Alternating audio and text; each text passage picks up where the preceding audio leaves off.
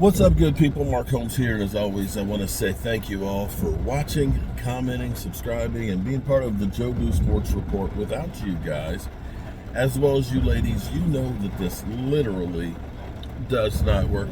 Hope everybody's having a great day. Man, this weather is crazy. We've got 60-mile-an-hour wind gust and a deluge and rain, and it's going to be like 56 degrees today. And then come Wednesday, we're supposed to get another snowstorm that could be, depending on who you listen to, 6 to 12 inches of snow. I've never, ever seen weather this crazy. I'm actually up here because I got to drop off the truck to get worked on. When you hit that 150,000 mile mark, it seems like everything starts to break down on it. And I got a coolant leak going to the turbo chargers that it's going to cost me an arm and three legs. But I'm curious. Bleacher Report had done an update, I want to say like maybe Tuesday last week, and from time to time I'm able to get on it, but then everything I see on it is like old shit. It's like, if you go down, you open up the page, I'm still seeing Brian Schottenheimer, where some executives think that maybe he might be a good coach. And I see the Micah Parsons podcast from last week and things. But you got to go all the way down till you actually see what some of the tweets that are going on. And I see the same Des Bryant tweet, out of the 6 tweets they have in there that are current, 6 of them are the exact identical tweet of Des Bryant. So I'm trying to understand how you guys fucked up such a good app, in that it's literally been 5-6 days that it's been messed up. And to make it even worse is I can load it if I'm on my desktop. But see, for me, I'm not very often sitting at my desk. But look at this freaking, this is crazy because it wasn't raining when I went to pick up this plywood.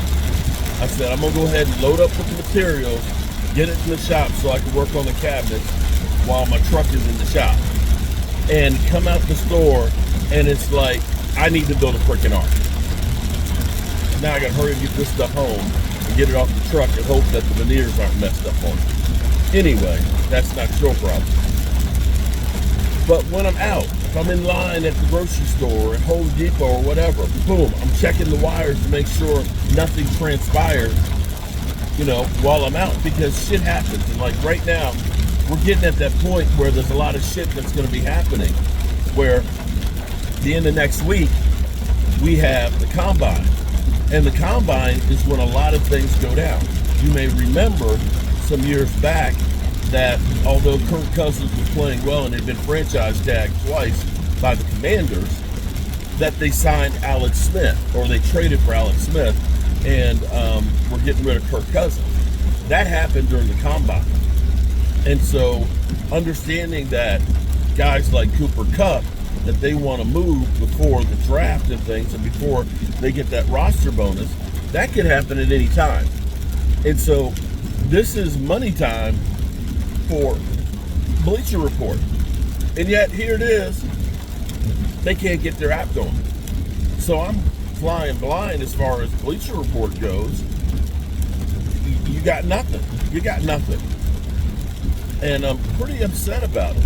And I'd like to speak to the president of the organization and find out what the hell's going on, Micah.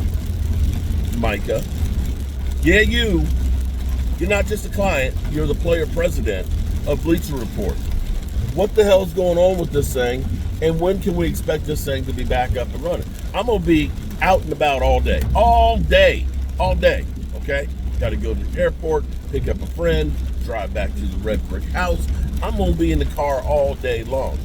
And I want to keep up to speed with everything that's going on with the Dallas Cowboys and the NFL. But you guys are messing it up for me. You're messing it up.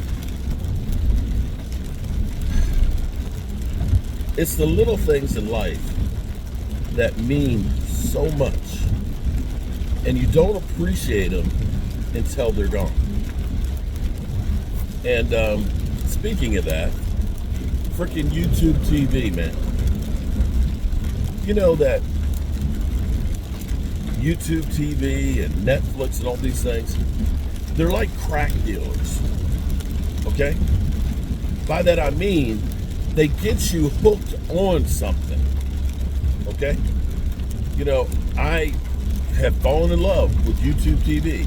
The fact that I've got YouTube TV and it was $70-some a month, and I didn't have to have the cable boxes. If I wanted to move the TV to a different spot, I didn't have to worry about moving the cable and things like that, right? I was able to get my Sunday ticket, so I wouldn't have to have DirecTV any longer. You know, I could use it up if I'm up here in Northern Virginia, or I could use it down at the Red Brick House. You know, I'm not paying for cable both places. Loved it. Working out really, really good. And just like Netflix, when Netflix came through, it was like, oh, Netflix. You know, you could share that with all your family and friends and stuff, right? That, you know, you could do all kinds of stuff with it, and it was cheap. But then they changed it so you couldn't share the shit anymore. And then they kept upping prices. And now I think I heard something about, even with some of the premium services that you're paying to be premium so you don't have ads, that they're going to start putting ads on shit. Then what am I paying premium for if you're still going to put ads on?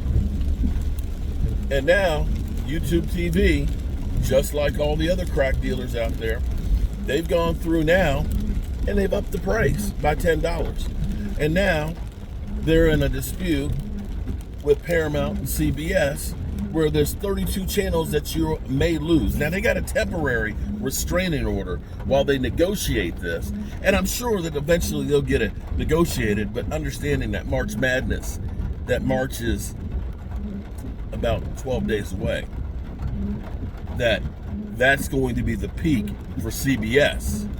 This is the time to go ahead and say, you know what, I want more money.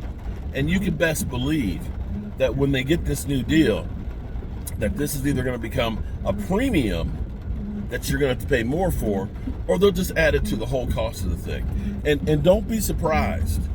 Don't be surprised when NFL ticket, Sunday ticket, goes up this year too.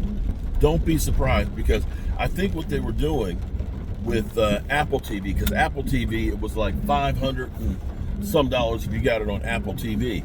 I think that was just a test to see how people would respond, if people would actually pay that much for it. Because see, you know, we're all football whores. We'll do anything to watch football. And I'm betting that you're going to see that Sunday ticket price is going to go up. Watch what I tell you. I ain't lying to you. Everybody, it's no longer about putting out a good product and making money on it. Now everything is about how much can we rip you off for. And maybe what it is, a Bleacher Report. Watch. Bleacher Report will come like ESPN now. It's pay-per-view. Watch, there'll probably be a fee to start using that now too. They just shaking every dollar out of us, and everything is just getting more and more expensive by the minute. I don't know how we're going to make it, people.